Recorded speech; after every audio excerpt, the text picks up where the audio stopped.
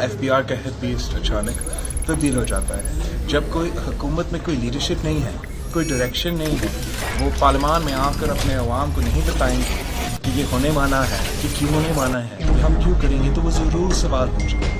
ہمیں اور عوام کو یہ ایسے لگتا ہے کہ ہم نہ صرف آئی ایم ایف کے ساتھ ایک فائنینشیل ڈیل کر رہے ہیں, لیکن ہمارا ملک کا معاشی سوورینٹی جو ہے وہ بھی, اس پہ بھی ہم کمپرومائز کر رہے ہیں. اور آئی ایم ایف ڈیسائیڈ کرے گی کہ ہمارا وزیر خزانہ کون ہوگا, ہمارا اسٹیٹ بینک کا انچارج کون ہوگا, ہمارا ایف بی آر کا انچارج کون ہوگا. تو ایسا نہیں چل سکتا ہے.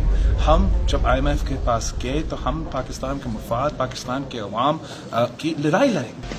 اور جو یہ سچویشن ہے, یہ صرف یہ نہیں ہے کہ ہمیں آئی ایم ایف کی ضرورت ہے, آئی ایم ایف کو بھی پاکستان کی ضرورت ہے.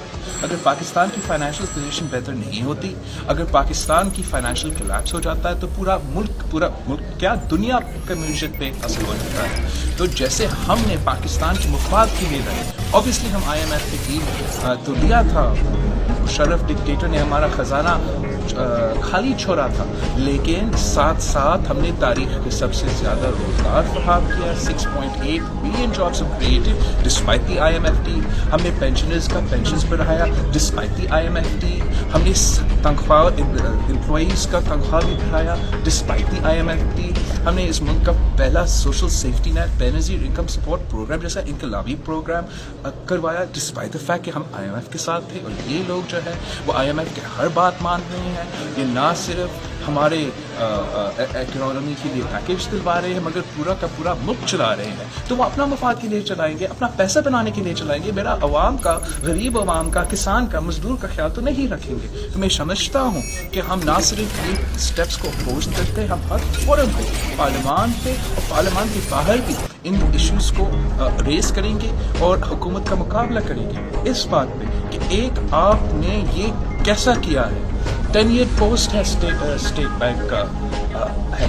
10 ایئر پوسٹ کا یہ مطلب ہے کہ آپ اس کو 3 سال کا ٹرم ہے, اس کے علاوہ آپ ان کو نہیں ہٹا سکتے ہیں. اور کیا قانون میں گنجائش ہے کہ کوئی جو کہ آئی ایم ایف کے لیے کام کرتا ہے, ایجپٹ میں بیٹھ کے آئی ایم ایف سے تنخواہ لے رہا ہے, کیا قانون یہ گنجائش دیتا ہے کہ وہ آ کے پاکستان کا اسٹیٹ بینک کا ہیڈ بنے؟ میں سمجھتا ہوں کہ ہمارا قانون اس کے لیے گنجائش دیتی ہے, نہ یہ ہمارا معیشت کے لیے فائدہ مند ہے. تو پاکستان کی اس پارٹی ہمیشہ کی طرح اس ملک کی غریب عوام کی معاشی حقوق کے لیے جدوجہد کرتی رہے گی اور اس حکومت کا ظلم اور جبر کو بے نقاب کرے گی. آپ سب کو بہت شکریہ, میں لیٹ ہو گیا.